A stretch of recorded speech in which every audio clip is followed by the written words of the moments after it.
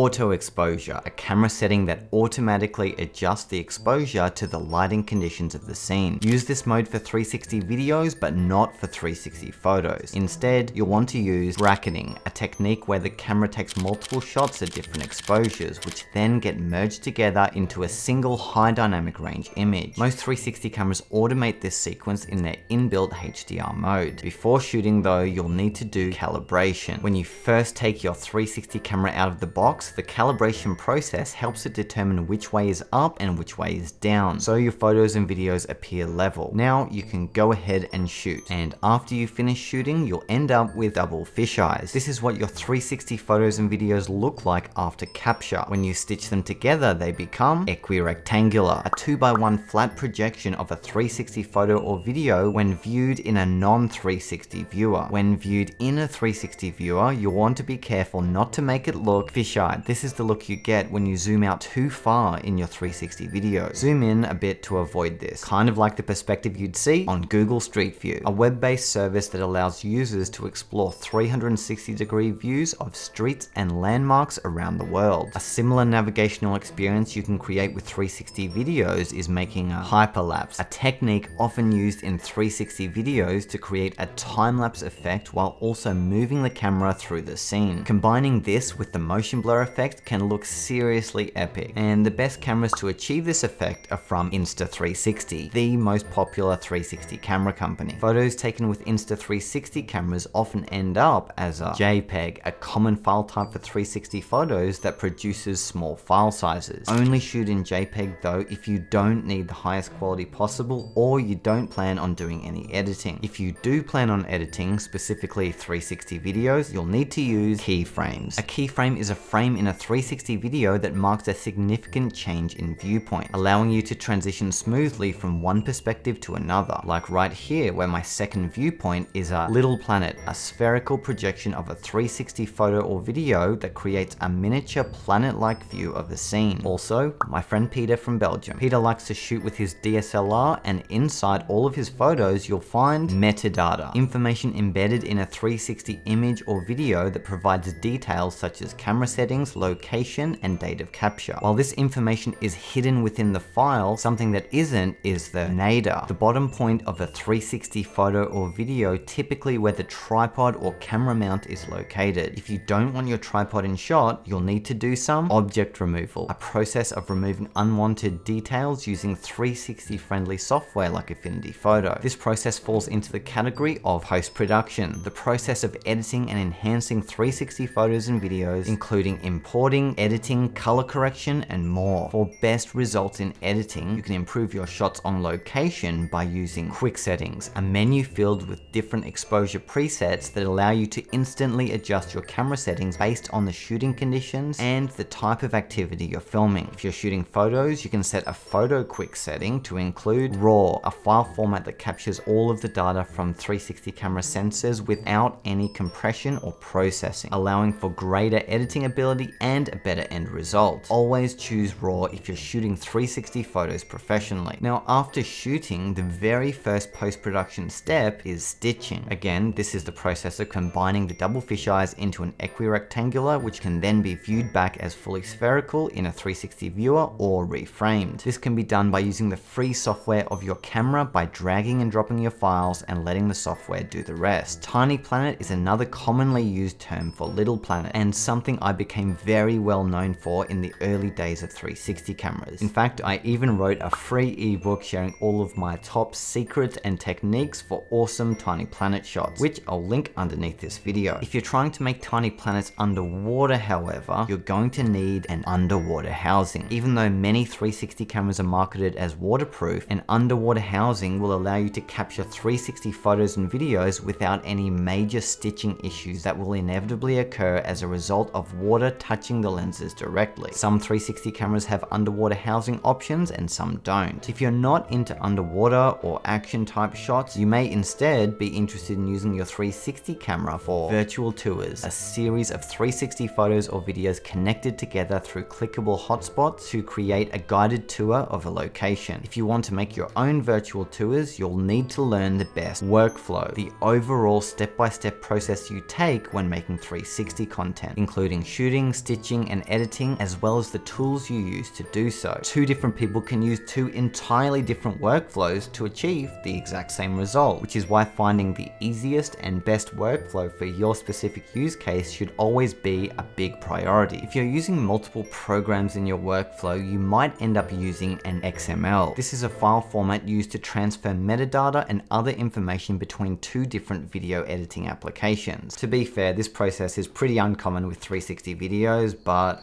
what else was I supposed to do with the letter X? Once your edit is finalized, you may decide to upload your videos to YouTube and YouTube VR. These are the most popular platforms for watching 360 videos as 360 in a browser or in a VR headset. If you look directly up in your 360 video, you'll see the Zenith, aka the very top point of a 360 photo or video directly opposite the Nadir at the bottom. That's all for today, boys and girls. Now that you know the ABCs of 360 camera terms, be sure to hit the like button if you enjoyed the video and consider subscribing for more content just like this. So now that you have the technical side of things down pat, check out this video here to get 30 of my most creative 360 video shots. But subscribe first. Bye.